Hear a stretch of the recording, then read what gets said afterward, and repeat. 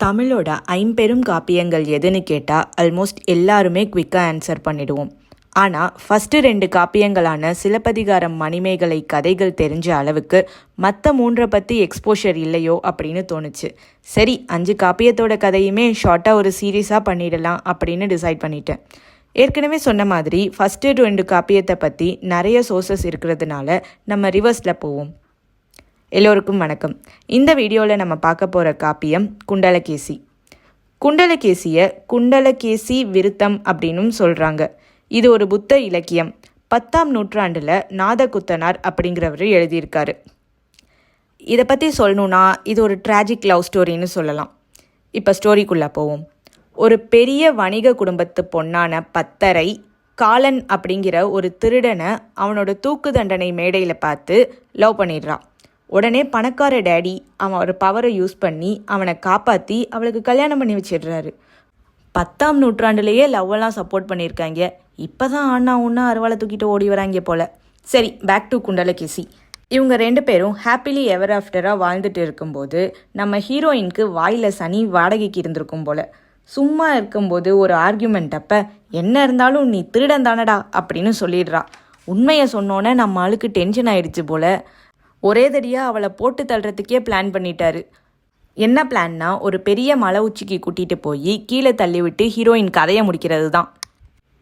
Trekking போகிற மாதிரி கூட்டிகிட்டு போய் மேலே ரீச் ஆனதும் நான் உன்னை போட்டு தள்ள போகிறேன் அப்படின்னு நம்ம ஹீரோ சொல்கிறாரு.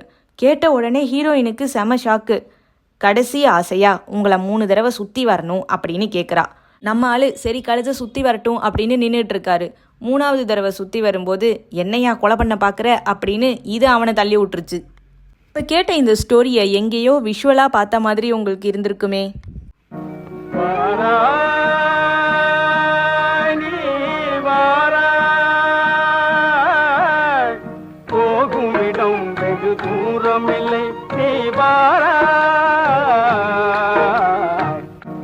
இந்த பாட்டில் வர ஸ்டோரி குண்டலகேசியிலேருந்து இன்ஸ்பயர் ஆகி எழுதப்பட்டது.